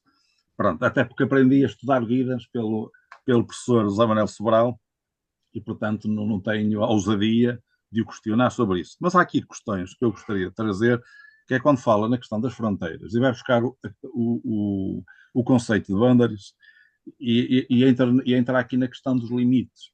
E eu estou-me a lembrar de um trabalho fantástico do Eugênio Trias, o grande filósofo de Madrid, infelizmente já falecido, em que ele coloca exatamente a questão. Ele considera que a fronteira é um espaço de interação e é um espaço de, digamos, de liberdade total, porque a fronteira não tem este sentido limite. Por outro lado, o Zé Manuel Sobral apresenta aqui a fronteira apresenta o limite exatamente no oposto que tu terias, isto é, atribui ao limite não esse espaço rígido de separação, mas esse elemento de interação. Fiquei com essa ideia. E isso, para mim, achei um pouco esquisito, não é? Porque o limite é exatamente a categoria que nos leva para dois mundos assimétricos, não é? Aliás, foram muito bem evidenciados. Depois também, até que ponto esta globalização, que durante algumas décadas ela aparece como uma globalização boa, porque é uma globalização que destrói o limite no sentido de que, da diferença do outro, e permite esse efeito quase de sociedade líquida, não é? Agora, vindo para o Bauman. Mas, por outro lado, esta globalização foi essencialmente económica e turística, não é? Porque, na realidade, aquilo que nós temos assistido nos últimos anos é que esta globalização só teve dois aspectos. Teve o aspecto digamos, da destruição do limite e da barreira nas questões económicas, e aqui eu cito mais as questões financeiras, e muito menos as questões económicas no sentido de quê? Da economia ligada a um território. Aliás, esta discussão que o Álvaro estava a ter acaba por ser interessante. Porquê? Porque o santomense local está a olhar para a economia a partir de uma base local. Mas o capitalista que toma conta da ilha e a privatiza não olha para ela como uma economia local, mas como uma economia global. E aqui é interessantíssimo aquele livro do Manuel Castells, que é o local e o global. E que o Castells põe algumas questões sobre isso, são muito interessantes. A minha questão, para terminar, que eu não quero estar, é exatamente até que ponto estes fenómenos de etnização, em que o José Manuel Sobral falava sobre a questão da nostalgia positiva, uma nostalgia como uma memória ativa, quase de fio, de ligação à origem, mas não é, digamos, do que um produto de uma globalização que tenha inserido uma lógica neoliberal, de capitalismo neoliberal, que utiliza exatamente, permite este tipo de relações interacionistas de quadros etnográficos, quase folclóricos, que cria aqui um efeito de ilusão, isto é, estas comunidades, de forma ilusória, participam de um sentido de pertença comum, que é uma pertença longínqua, de um território longínquo, que eles o recuperam, pode ser pela alimentação, pode ser pela linguagem, pode ser pela memória da diáspora, da viagem, através até dos quadros que falou, muito, digamos, baseados nas suas próprias fragilidades económicas e sociais, de serem pessoas com pouca escolarização, pouca capacidade económica, ocupam os lugares mais baixos da estrutura social portuguesa, mas que depois tem aqui um efeito que é compensatório, não é? Que é as tais emoções, mas que podem ser umas emoções que, no fundo, são uma espécie de armadilha. Quando faz este estudo, o Zé Manuel Sobral está a pretender usar estas comunidades como uma espécie de comunidades de resistência à globalização. Quando fala destes nacionalismos emotivos, são nacionalismos emotivos de resistência, e aqui iríamos para Scott, não é? Que eu penso que, não sei se alinharia nesta tese, é pena não estar cá o nosso amigo Manuel Carlos Silva, não é? É esta a minha questão, quer dizer, isto para mim é muito complexo, quer dizer, eu compreendo, percebo onde é que quer chegar, mas isso não será digamos, uma construção científica que pode ser também uma espécie de nó cego, de armadilha, Zé Manuel Sobral. Bom, eu vou tentar responder não a tudo. Eu julgava que o Eugénio Trias era de Barcelona e catalão, mas se calhar não é. Agora, não. É catalão, mas trabalhava em Madrid. Sim, sim, mas lembro-me dele ser catalão. Trias é um apelido catalão, é por isso que eu estou a dizer isso. Agora, ahm, as fronteiras como delimitações. A ideia de fronteiras como delimitações tem a ver com precisamente não serem fronteiras no sentido físico e territorial. Ser um determinado uso capilar que marca a fronteira de um grupo e do outro. Por exemplo, não cortar o cabelo entre os homens sikh e enfiá-los num turbante. É, ao mesmo tempo, uma ideologia religiosa e andam aqui de turbante nos Uber ou nos Bolt de Lisboa, como andam de turbante em Londres ou nos táxis em Nova Iorque ou em outras coisas, mas delimitam-os como membros de uma comunidade ou no Canadá diferentes dos hindus e dos muçulmanos e de uma comunidade, a maior parte das vezes pacificamente, mas também em luta armada, como já aconteceu, como resistência armada por um Estado próprio que tiveram há séculos, situado no noroeste da Índia, na região noroeste da Índia. Portanto, é mais nesse estilo. São fronteiras, as boundaries são coisas deste teor. Como digo, no caso do sikhismo, é exatamente isto. Quanto aos efeitos da globalização, a globalização ser económica não quer dizer que não seja profunda, porque os movimentos de caráter económico nunca são só apenas de caráter económico, mas têm um caráter estrutural. Nem vou aqui para as questões da infraestrutura à moda do Marx ou dos marxistas, mas são, evidentemente. Esta globalização económica, ah, do meu ponto de vista, foi muito bem compreendida, quer pelo Castells, quer pelo Giddens, e já agora foi o Giddens que, numa determinada publicação ou numa crítica que fez sobre o Castells, me levou a ler o Castells. Castells que eu conhecia antes era o Castells mais marxista do tempo dos problemas urbanos, de transição dos anos 60 para os anos 70. Não era o Castell do Network Society. E o Giddens escreveu, já não sei onde, uma crítica. O Giddens, no seu apogeu, o Giddens, presidente da London School of Economics, e o sociólogo mais influente na Grã-Bretanha na época, o Giddens escreveu que este era um livro que apontava para questões seminais do nosso tempo e que era um livro importante, iria ser importante em décadas e revolucionava as ciências sociais, era altamente encomiástico e por isso eu pus-me a caminho dos 3 livros da globalização, um dos quais, porque não se interessavam por estas questões, nunca era citado, que era The Power of Identity. A sociedade em rede, tudo muito bem, a sociedade em rede, poder da identidade, onde ele apontava para o facto de haver, de ir existir, e apontava se calhar, porque ele, como catalão, conhecia a força e a importância, quer do nacionalismo espanhol, quer do nacionalismo catalão, ah, ele apontava para a importância das identidades não serem enfraquecidas, ou seja, para esta globalização não ser a espécie da cultura única, da língua única e uniforme que ia ser. É uma globalização económica de profundas implicações sociais. Não foi apenas económica, foi cultural. Por exemplo, as ciências sociais e o campo científico português, das chamadas até então humanidades, passou a ser de ciências sociais, ao mesmo tempo que deixava de ser francófilo e se anglicizava completamente. Hoje são poucos os estudantes que conseguem ler um livro em francês e não sei se muitos professores.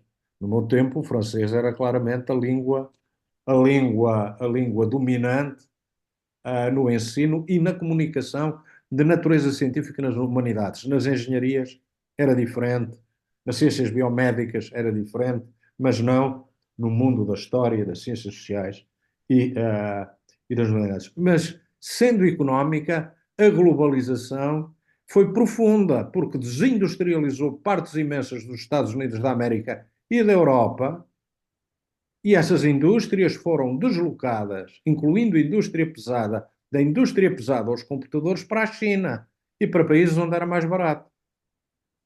E isso teve profundas implicações, entre as quais o enorme ressentimento nos Estados Unidos da América, que deu uma primeira vitória Trump em 2016 e uma segunda vitória Trump em 2024. O Bill Clinton é o homem mais odiado, a figura política mais odiada entre o eleitorado de Trump.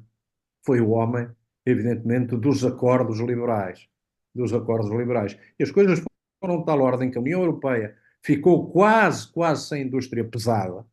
A indústria pesada hoje, aliás, pertence a 2 dinastias, grande parte dela na Europa, de origem indiana. O Mittal, da ArcelorMittal, e os Tata, da British Steel. Os carros britânicos, além de terem passado para as mãos de alemães, as marcas que eram o emblema simbólico do imperialismo britânico até à altura da independência da Índia e até quando eu e o Fernando éramos mais novos, estão todos do grupo Tata, a Jaguar Land Rover. Mas isto não era apenas uma questão simbólica, era uma questão económica fortíssima. Fortíssima. No outro dia, os japoneses, a Japan Steel, quis comprar a United States Steel na Pensilvânia, um dos tais swing states que evidentemente ficou com o Trump, como ficaram todos os outros chamados swing states, que eram estados de base industrial forte nos Estados Unidos, até por depois aqui há outras implicações sociais.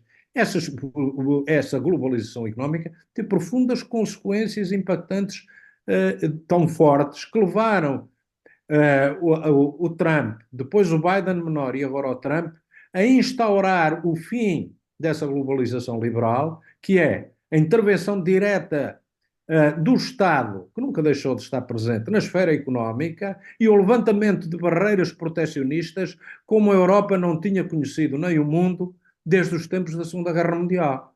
Fala-se em tarifas até 100%, de impor tarifas a todos os artigos importados da Europa, até 20%, de impor em certos casos tarifas de 200%. A União Europeia anunciou 40% de tarifas aos chineses, ou seja, estamos a falar de um mundo de nacionalismo económico e de retaliações.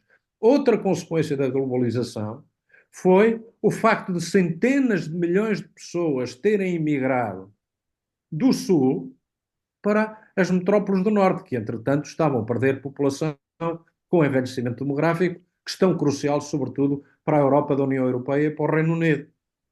E essas já havia, evidentemente, migrações, anteriormente, inclusive para o Sul, nos tempos da imigração portuguesa, para o Brasil, para a Argentina, depois para os Estados Unidos, Canadá, etc. Mas agora o que se trata é de milhões e milhões, coortes imensas, que vão ocupar lugares fundamentais no emprego das sociedades como a Europa e dos Estados Unidos e dos Estados Unidos e dos Estados Unidos e dos Estados Unidos da América, levando a reações muito fortes de tipo nativista e religioso. A Europa hoje tem milhões de muçulmanos, tem mesquitas, evidentemente. Os Estados Unidos, que se definem nos círculos nacionalistas como nacionalistas cristãos, e são predominantemente um país cristão, católico, protestante de diversíssimas convicções, evangélico de todas e mais algumas, evidentemente, mas também já tem uns milhões de muçulmanos. Portanto, há aqui implicações ao nível da escala dos valores, porque surgiam estas sociedades, ao nível das suas práticas sociais, das suas práticas vestimentárias da vida cotidiana. Em quase toda a parte aceitou-se modos usuais de vestir típicos do mundo do Islão, exceto em França, onde se proibiu primeiro o chamado véu islâmico, o uso do hijab, não sucede isso na Grã-Bretanha nem nos Estados Unidos, e depois qualquer outra veste que revele evidentemente uma pertença religiosa, o que atinge sobretudo o mundo islâmico. Portanto, há aqui dimensões cruciais económicas, sociais e culturais fortíssimas ligadas à globalização.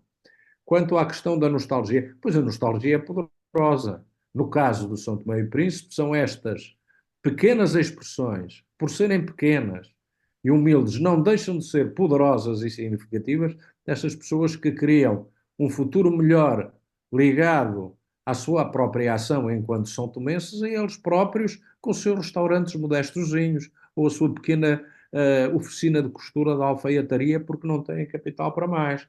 Mas é esta nostalgia que alimenta coisas como, por exemplo, o patriotismo curdo, fortíssimo, fortíssimo. Os curdos são quase 20 milhões dentro da própria Turquia. Como a Turquia sabe, tem um dos seus grandes fóruns na migração turca, que é turca e curda, na Alemanha. Mesmo na guerra da Jugoslávia, a diáspora sérvia tinha uma importância enorme nos Estados Unidos. Se alguém se lembra hoje do genocídio arménio, é porque há uma diáspora fortíssima arménia nos Estados Unidos. Tal como os Estados Unidos hoje têm uma diáspora árabe-palestina, que se aproxima em números dos números da enorme diáspora judia que os Estados Unidos têm. Aliás, são muito mais. E essa nostalgia, é dessa nostalgia também, que alimenta os sentimentos de ligação a grandes tragédias nacionais. Nomeadamente, para o caso dos palestinos, a Nakba, a expulsão massiva que seguiu à expulsão do Estado de Israel. O Edward Said conta que era um ativista palestino, aliás, muito crítico, já morto há vários anos, muito crítico, que era cidadão dos Estados Unidos da América. E cidadão dos Estados Unidos da América porque não podia ser excluído, porque a mãe dele nunca o foi. Mas o pai dele era um libanês que lutou como voluntário no exército americano na Primeira Guerra Mundial, tendo-lhe sido concedida por esse motivo a cidadania norte-americana, e o Said e os seus irmãos nasceram, por direito de nascença, por o ius sanguine, nasceram americanos. E, portanto, teve sempre a cidadania, a cidadania norte-americana. O Edward Said tem um livro chamado Out of Place, que é sobre o território, sobre as emoções e o que é que ele sentiu quando foi à casa de Jerusalém, que era da família dele, e encontrou lá israelitas a viverem naquilo que se tinha tornado para eles a casa. E é muito curioso, porque disse que há muitos judeus expulsos de Portugal a partir do século XVI que têm as chaves das portas das casas que abandonaram. E eu vejo ainda hoje judeus a falarem em inglês nas ruas de Castelo de Vide, que era um centro importante judaico em Portugal, por alturas do verão. Já lá vão séculos. Portanto, os livros sobre a cozinha palestina que há são escritos e publicados em inglês, nomeadamente em Nova Iorque e em Londres.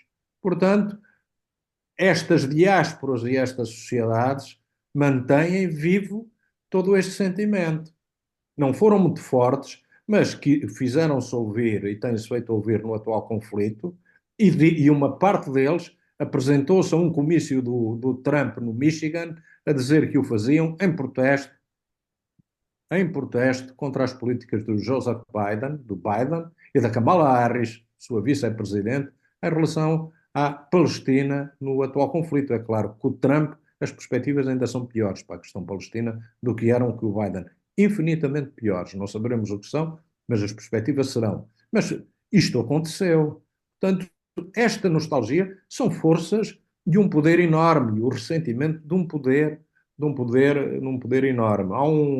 Há uma obra sobre a memória coletiva do James Burch, chama-se Sobre a Memória Nacional, não me ocorre agora o nome, em que faz a análise das narrativas nacionais diferenciadas, e foi daí que eu retirei o exemplo sobre o dia D, a Guerra Patriótica foi dele, porque ele fez uma análise do que é que os manuais em cada nação pregavam como história nacional própria e era ensinada.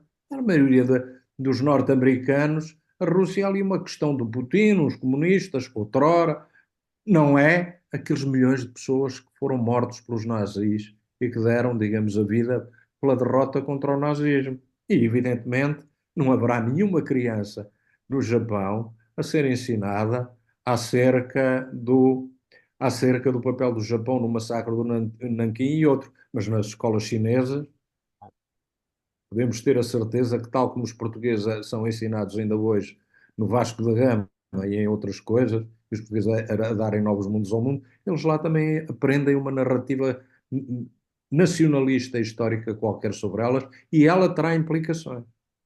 Portanto, mas isto tinha a propósito da globalização. Eu penso que sim, e penso que esta globalização liberal, nos seus sentidos liberais, não neoliberais, no seu sentido liberal, que era a ausência de uma maior liberdade de circulação, ausência ou quase ausência de censura em muitos países, etc., que isso provavelmente vai, porque evidentemente houve sempre barreiras à comunicação na China e nos Estados mais autoritários ou ditatoriais envolvidos no mundo global, mas eu creio que essa globalização se vai transformar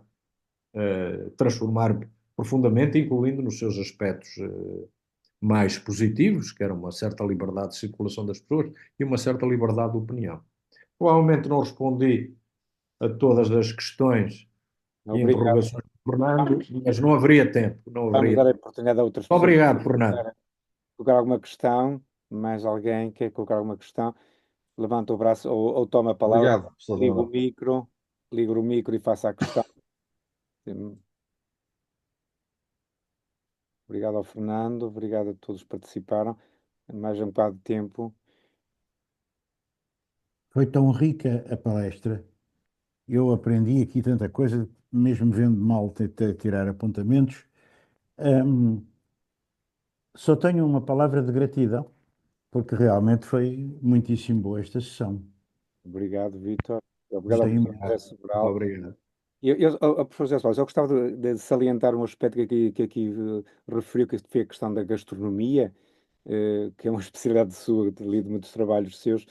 E eu, numa investigação que eu fiz, inventei um termo chamado gefsistalgia, a dor dos sabores da memória, uma base grega, e que é, quando eu viajava no avião entre Santo Tomé e Príncipe, via as pessoas a carregarem nos cestos para depois levar no grande avião os produtos, não é?